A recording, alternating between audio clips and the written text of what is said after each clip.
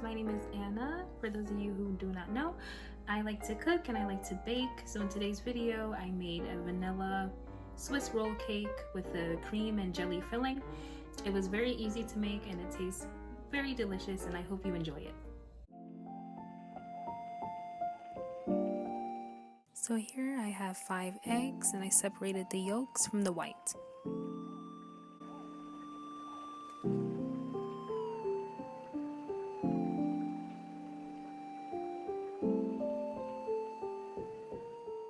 Okay, so next I want to get my egg yolks nice and creamy. So I'm going to mix them with a pinch of salt and a 1/4 cup of white sugar.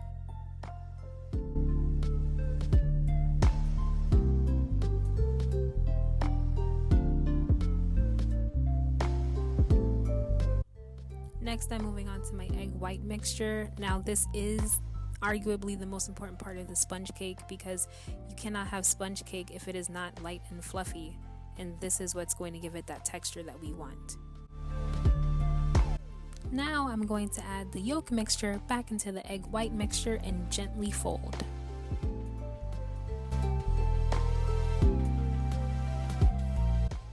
So now I'm just going to sift in cake flour.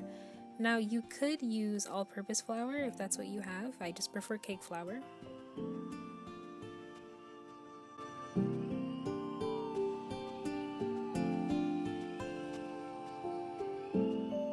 Now I'm going to gently fold the flour into the egg mixture to combine.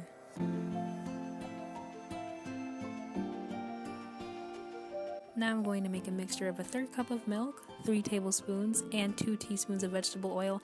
I know it sounds very exact and tedious, but trust me, it's the best combination so far.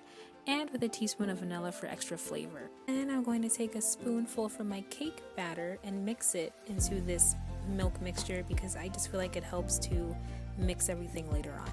And I'm going to mix everything together.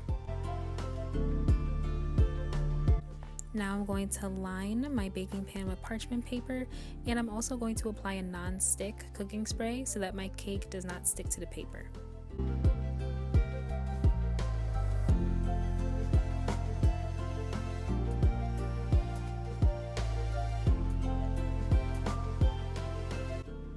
Okay, now after pouring in the cake batter, I'm just going to make sure everything is evenly leveled.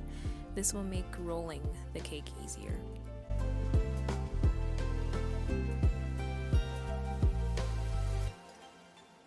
Now I'm just going to put everything to bake for 18 minutes at 350 degrees Fahrenheit.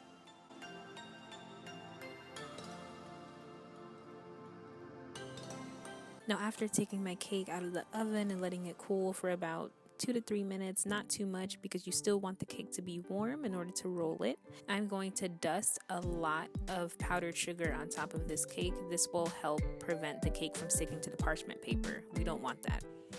Now I'm going to put another piece of parchment paper on top and flip the cake. This part always makes me nervous. There have been times where I flipped too hard and broke the cake. Now I'm going to gently remove the paper that was on the bottom of the cake.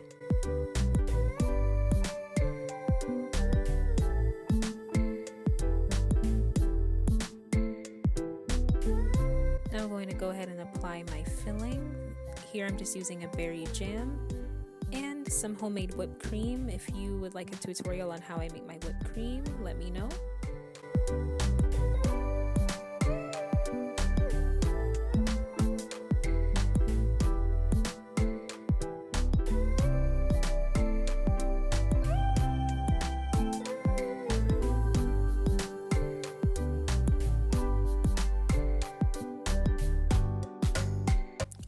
Now here comes the most tricky part of this cake, is the actual rolling.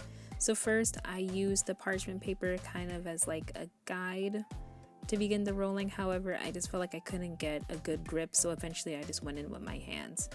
This is where the powdered sugar is coming into play. As you see, it's preventing the cake from sticking to the paper too much.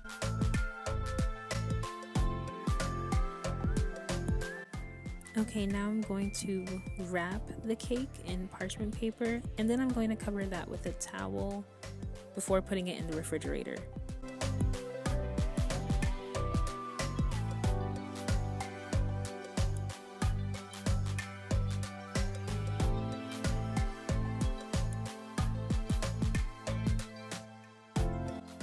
Then I'm going to leave this in the refrigerator for 2 hours.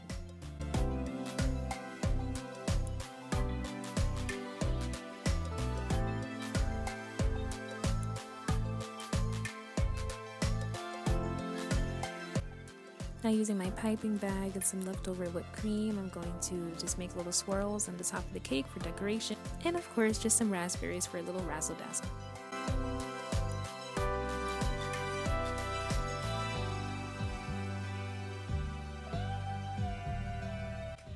Alright, and there you have it. Thank you so much for watching. I hope you come back soon.